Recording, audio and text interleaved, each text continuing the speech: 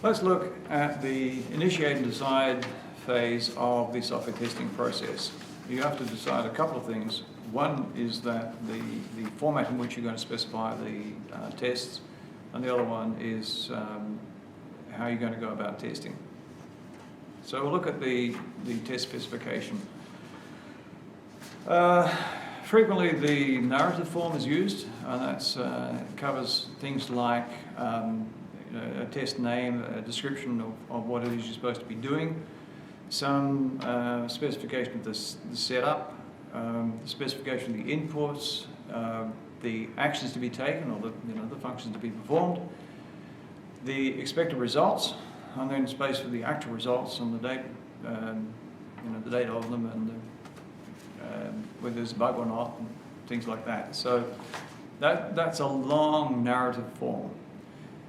Other ways that I've seen done for specifying the tests is, since the tests themselves are left to the tester to carry out in their own professional judgment, really what you want to be specifying is what it is to be tested.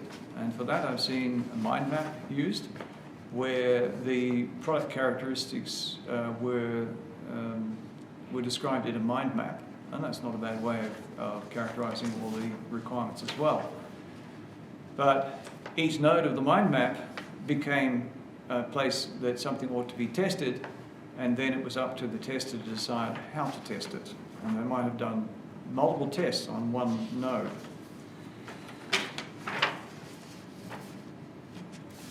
Now you have to decide the test strategy. Now, in the initial part of this process, it's probably as good a place as any to decide the strategy, because you are working with constrained time and resources. The expression for testing is it always gets shoved out at the end, and if anything loses time and resources, it's going to be testing. So you have to decide how you're going to approach this whole thing.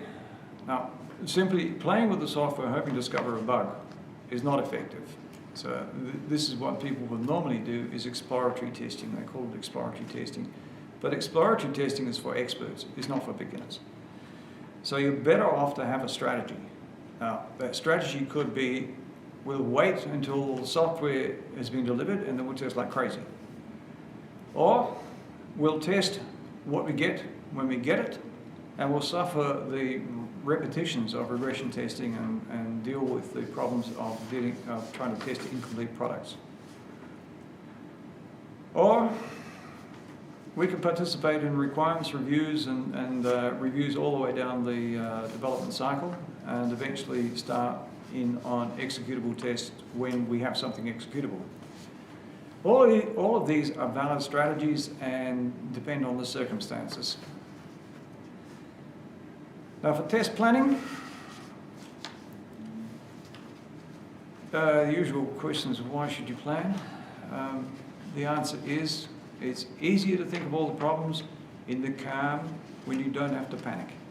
When you're panicking, when things, when you're at the back end of the project and you're trying to get things done, and you're frantically under the hammer, it's not a good time to be trying to think about things. So while there's a certain amount of calm at the beginning of the project, it's a very good time to plan. And you could decide to plan. There are several things you need to do. You need to determine the collection of possible tests that you could run. You need to determine the priority of those tests, and then you need to determine how each thing is going to be tested. So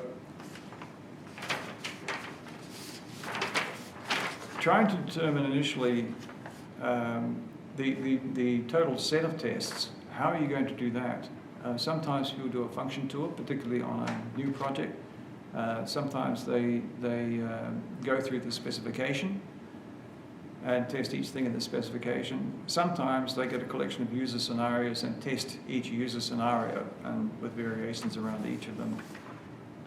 Whatever it is you do, the whole point of this phase, or this part of it, is to try and determine the totality of tests that you might run.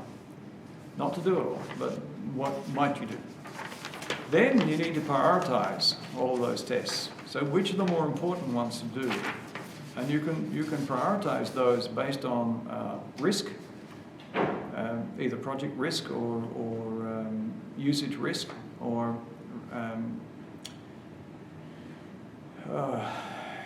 you can couch anything in terms of risk, but what is the more important functionality that the user wants to have working? Okay, you better test that. What are the more important scenarios that need to happen? Those should be high priority. You can prioritize things any way you wish. The whole point is to avoid spending a lot of time on things that don't really matter much. I mean, if there's a bug in something that rarely gets used, who cares? Don't spend that much time testing it, and don't take up other time when you could be doing more important things. Inevitably, with testing comes the need to consider defect management. How are you going to manage the defects? That is, how are you going to record them? On what are you going to record them? From experience, I can tell you that recording them on little bits of paper is not particularly good practice.